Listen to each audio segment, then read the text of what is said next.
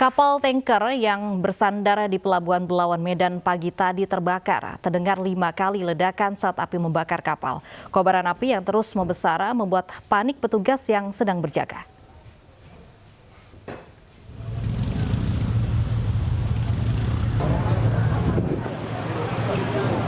Petugas berupaya memadamkan api yang membakar kapal tanker di Pelabuhan Belawan Medan. Kebakaran kapal tanker terjadi pukul 9 pagi waktu Indonesia Barat. Kepala Seksi Pemberdayaan Masyarakat dan Penyuluhan Damkar Kota Medan Nahudin membenarkan kebakaran yang menghanguskan badan kapal tanker yang sedang bersandar itu. Belum diketahui penyebab kebakaran dan ada tidaknya korban dalam musibah ini. Petugas masih berupaya memadamkan api agar tidak meluas.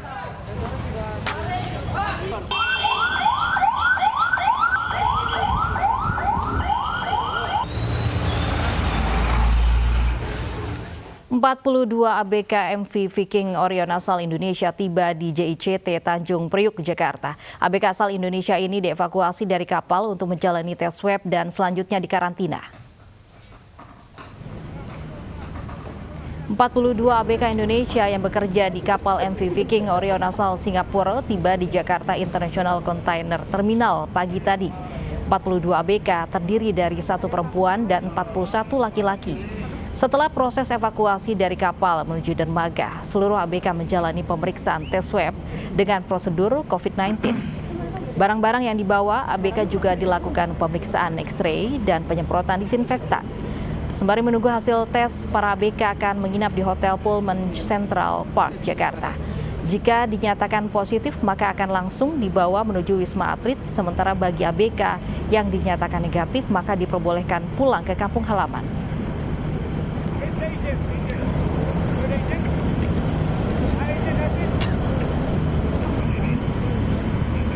Swab ada 7 hari. Nanti tergantung kalau mereka ada yang positif, tentunya ada tindak lanjut, mereka akan kita kirim ke Wisma Atlet ya.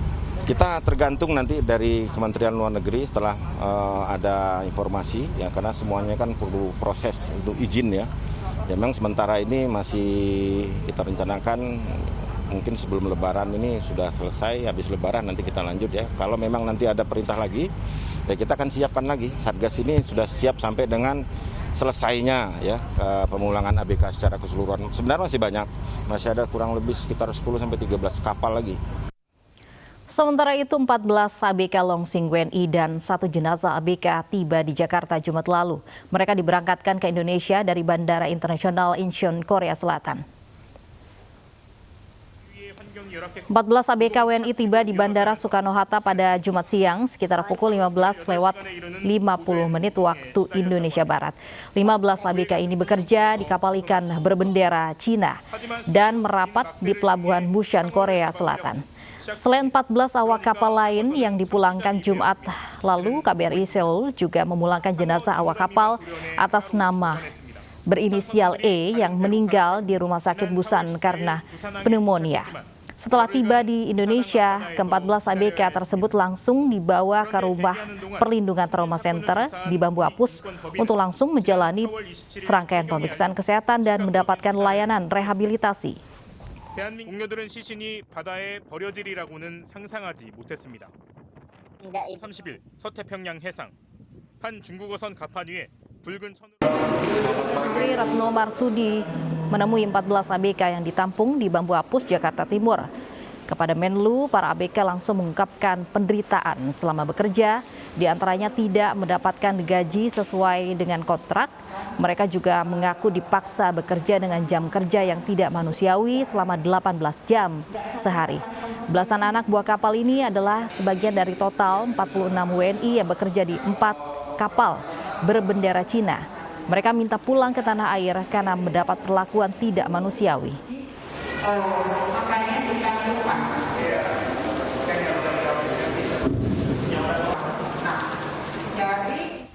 Sudah bersama kami ada kuasa hukum 14 ABK di kapal Longsing yang berada di Rumah Perlindungan Trauma Center Bambu Apus, Jakarta. Selamat siang, Pak Krido Sasmita. Ya, selamat siang Mbak Lofi. Baik, untuk saat ini bagaimana kondisi ke-14 ABK Longsing, Pak Krida? Ya, baik.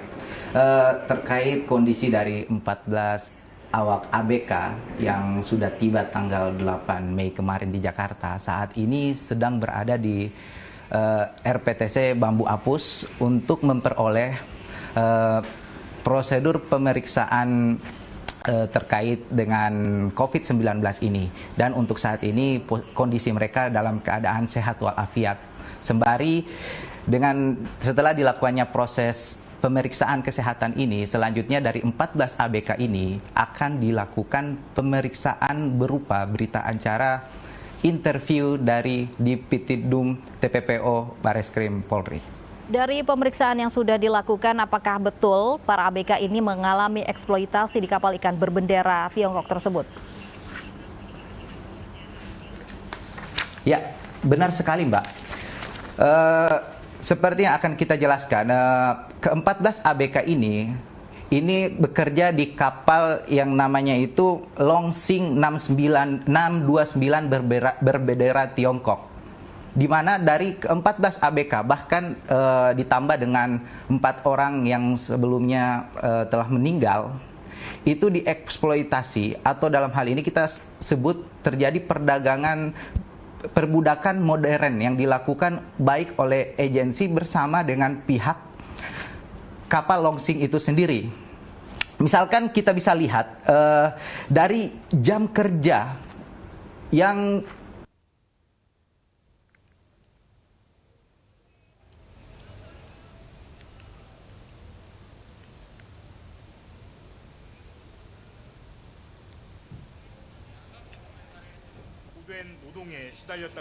Baik, sayang sekali sambungan kita terputus untuk mengetahui bagaimana kondisi terkini dari para ABK yang saat ini masih menjalani rehabilitasi di Trauma Center. Baik, kita sudah terhubung kembali dengan kuasa hukum, ada Pak Krido Sakali. Pak Krido, seperti apa eksploitasi yang dialami ABK ini? Ya, baik.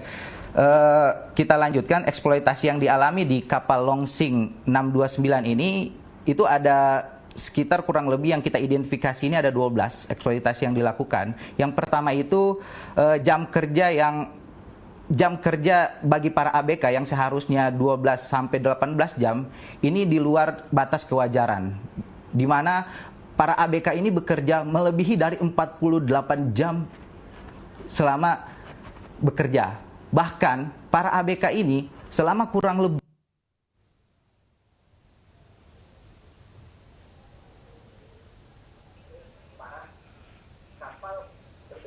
Baik, sambungan kita terputus kembali. Tadi diinformasikan bahwa ada 12 poin eksploitasi yang dialami ABK ini di kapal Longsing berbendera Cina, dan saat ini juga masih menjalani rehabilitasi oleh psikolog di Trauma Center di Bambu Apus, Jakarta. Dan salah satunya eksploitasi yang dialami adalah para ABK ini bekerja selama 18 jam per hari dengan gaji yang tidak sesuai.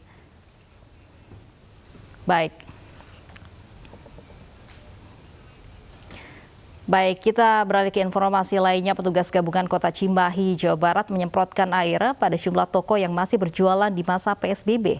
Selain disemprot, toko-toko yang membandel ditutup paksa disegel.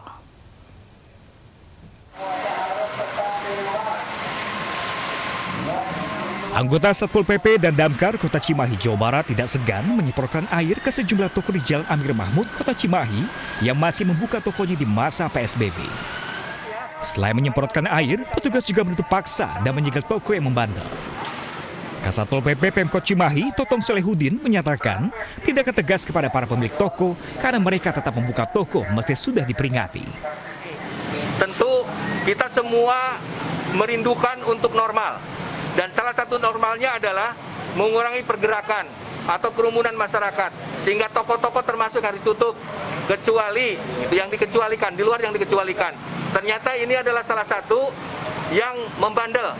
Makanya peringatan sudah kami berikan, kami terpaksa segel. Salah seorang pemilik toko mengaku keberatan atas penutupan paksa. Mereka mengeluh tidak mungkin membayar gaji karyawan jika toko ditutup. ya. Maksud saya mereka kan harus kita gaji ya, gitu. Nggak mungkin kan dengan PSBB ini karyawan saya keluarin semuanya gitu kan, nggak mungkin. Kita kan harus manusiawi gitu. Di masa PSBB, hanya toko yang menjual kebutuhan makanan dan kesehatan yang tetap diizinkan berjualan. Penutupan toko akan berlangsung hingga 19 Mei mendatang. Pemilik toko yang masih membandel dapat dikenai sanksi hukuman 1 tahun penjara. Dari Kota Cimahi, Jawa Barat, Yuwono, iNews melaporkan. Menolak menggunakan masker saat pemeriksaan pembatasan sosial berskala besar oleh petugas Polsek Jonggol bersama pemuda Karang Taruna setempat, seorang pemuda mengamuk terlibat adu mulut dengan petugas yang berakhir pada pemukulan.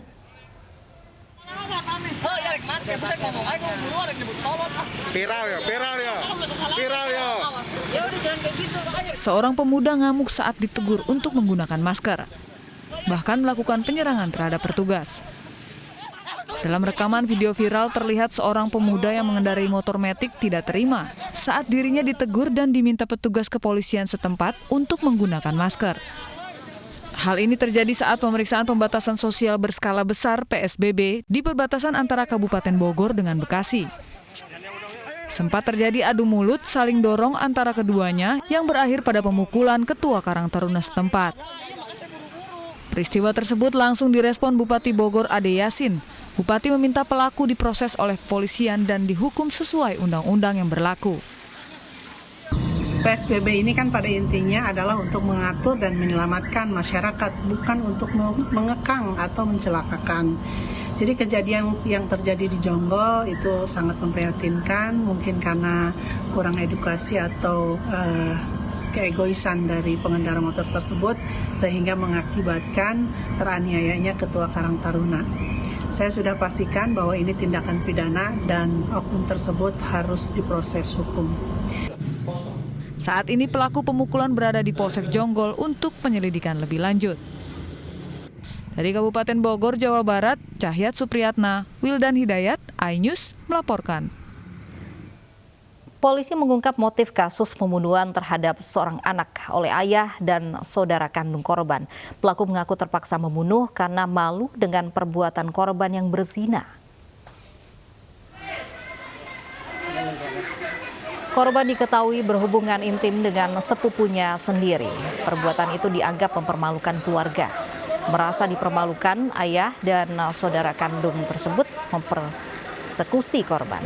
Sebelumnya para pelaku sempat menyandera ibu dan saudara kandung korban. Meski para pelaku sudah mengakui perbuatannya, polisi masih akan mendalami kasus ini.